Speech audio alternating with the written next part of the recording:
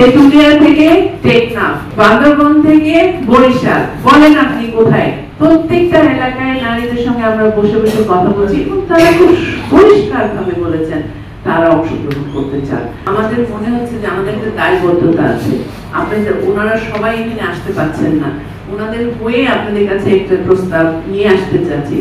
তারা কিন্তু খুব সুচিন্তিত ভাবে বলে দিয়েছেন যে তারা নির্বাচনে অংশগ্রহণ করতে চান, প্রথমত ভোটার হিসাবে, দ্বিতীয়ত তাদের নেতৃত্বের জন্য তারা নারী নেতৃত্ব দিতে চান, সেখানে তাদের মধ্যে কোন রকম দ্বিধাদ্বন্দ্ব নেই।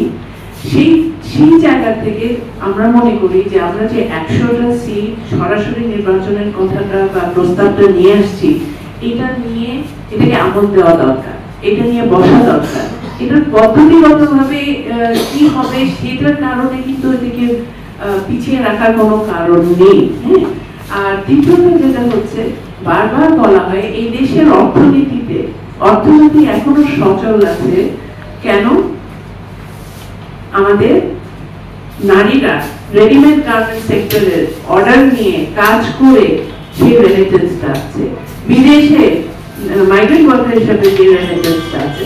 যে নারী আপনার অর্থনীতিকে সচ্ছল রাখতে পারে, চাবিকাঠি চালু রাখতে পারে, সে কি সিদ্ধান্ত নিতে পারে না বা সে কি অংশগ্রহণ করতে পারে না? এই প্রশ্নটা আমার মনে হয় আপনাদের মাধ্যমে আমরা প্রত্যেকটা জায়গায় দিয়ে যেতে চাই।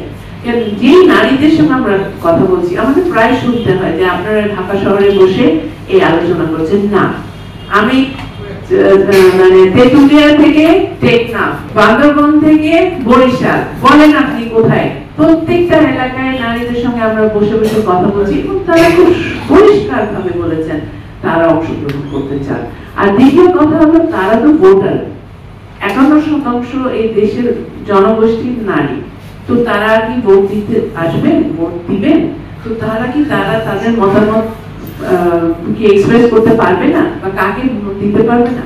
আর তৃতীয়টা হলো, আমরা প্রায় শুনে থাকি যে নারী প্রস্তুত না বা নারী নেতৃত্ব পাওয়া যাবে না। তাহলে আমাদের একটা প্রশ্ন থাকবে সমস্ত রাজনৈতিক দলের কাছে, আপনারা কি নারী নেতৃত্ব তৈরি করার জন্য কোন রকম বিনিয়োগ করেছেন কিনা? সময়, তথ্যপত্র দিয়ে, অর্থ দিয়ে তাকে নিয়ে আসার। তাহলে কেন আজকে আমাকে বাংলাদেশের 54 বছরের স্বাধীনতার পরে শুনতে হচ্ছে যে না ওনারা রেডি? আমরা দেখি একটা নির্বাচনে যখন তারা অংশগ্রহণ করবে তাহলেই তো বোঝা যাবে যে তারা কি প্রস্তুত কিনা। আর নির্বাচনে একজন প্রার্থী কি কারণে নমিনেশন পাবেন, তার যোগ্যতার বলেই তো।